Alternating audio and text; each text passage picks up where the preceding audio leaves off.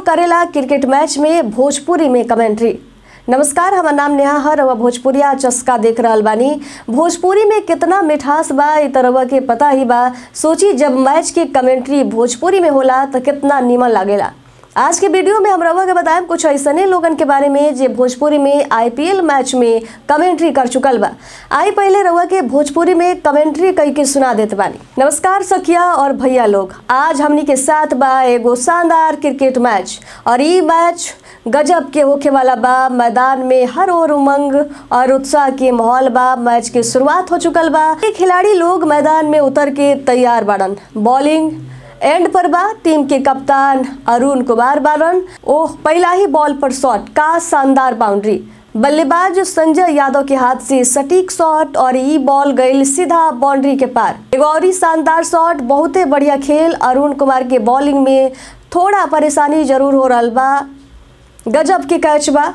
Wicket keeper Pawan Singh जबरदस्त catch ले ले। अब बैटिंग पर आयल बड़े रवीश कुमार। पहला ही बॉल तहलका मचा देले बा। दर्शक लोग ई कहा हो मुहुआ फोड़ैबा का, ई गेंद गईल मैदान के पार, मार देलन चौका। बढ़िया खेल रहल बाड़े।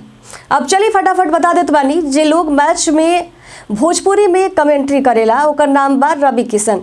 ये कौनो परिचय के मोहताज नहीं खन। फिल्मन में काम करे के साथ रवि किशन राजनेता भी बाड़न।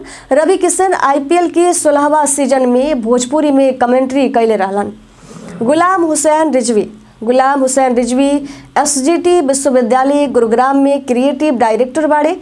शानदार वॉइस ओवर कलाकार हवन। यहाँ के हॉलीवुड बॉलीवुड के कई गो फिल्मन कार्टून शो में अपन आवाज़ दे चुकल बाड़न और यहाँ के भी मैच में भोजपुरी में कमेंट्री कर चुकल बानी।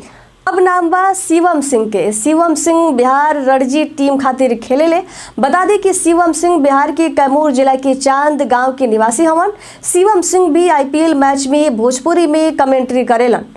सत्यप्रकाश सिंह बहुते पुरान भोजपुरी अभिनेता रहल बाड़े। भोजपुरी फिल्मन में उनका के अधिकतर खलनायक के रूप में देखल जाला। सत्यप्रकाश सिंह के पहला फिल्म रहल नथुनिया पर गोली मारे।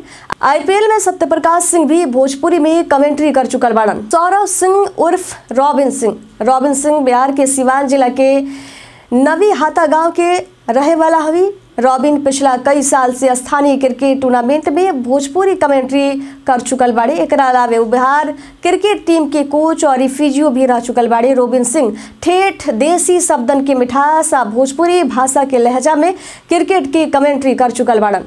अब नाम बा विशाल आदित्य सिंह के। विशाल आदित्य सिंह बिहार के आरा जिला के निवासी हवी।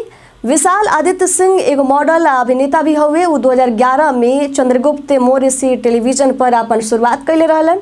विशाल के बिग बॉस के 13वां सीजन में भी देखल गई। विशाल आदित्य सिंह भी भोजपुरी में कमेंट्री कर चुकल बाड़न और इन लोगन के दिल जीत चुकल बाड़न। कुणाल आदित्य सिंह एगो छोट पर्दा के अभिनेता हवन।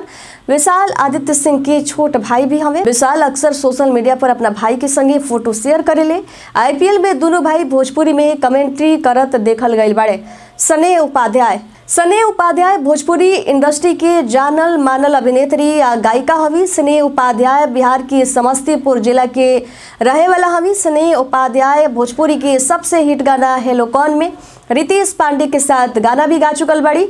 अब आईपीएल में भोजपुरी कमेंट्री भी कर रहल बाड़ी।